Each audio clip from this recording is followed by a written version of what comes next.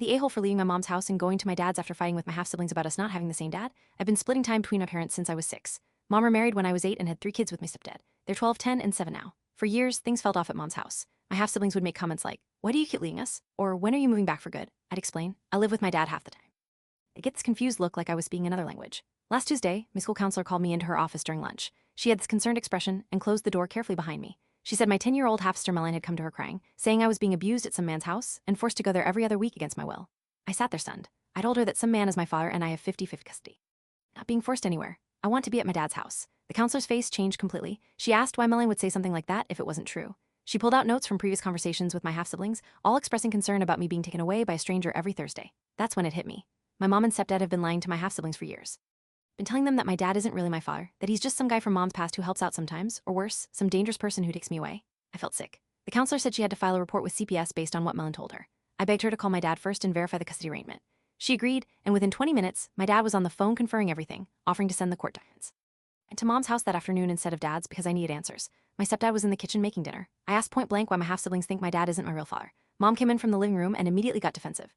"We never said that exactly. We just don't think it's healthy for them to understand such a complicated situation at their age." My stepdad didn't even look at me. He said, "Your real family is here now." Chopping vegetables. The kids don't need to know about every adult that comes and goes from your life. Every adult. Like my dad was some random boyfriend. I pulled out my phone and showed them my birth certificate that I keep photos of. I pointed at my dad's name printed clearly under father. My 12-year-old half-brother Aaron was standing in the doorway. He grabbed my phone and stared at it. "That doesn't mean anything," he said. "Lots of paperwork is wrong." I lost it. I told them my dad was in the hospital room when I was born, not the man standing in their kitchen pretending to cook.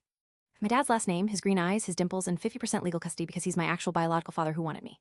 My stepdad slammed the night down. "You're being disrespectful in my house. We've raised you, fed you, given you a family. Your mom could have done this alone, but I stepped up." Stepped up, I said. My dad never stepped away. He's been there my entire life. He pays child support, comes to every school event, and actually wants me around. I started crying and said I was confusing the younger kids, that they don't understand why I choose to leave them every week, that it hurts their feelings.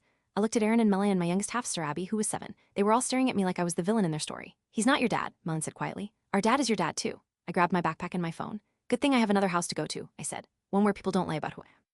Walked 6 blocks to the nearest bus stop and called my dad. He picked me up 20 minutes later. When I explained everything, he looked like he wanted to drive back and confront them, but instead, he just held me while I cried. The next morning, Mom called the police and reported me as a runaway. 2 officers showed up at Dad's house around 10:00 a.m. They asked if I'd come home willingly. I said no. They asked why. I told them the whole story while my dad pulled up a custody agreement on his laptop. The officers talked to both my parents separately. One of them told my dad that this wasn't a police matter. It was a custody issue, and they couldn't force me to go anywhere during his legal custody time.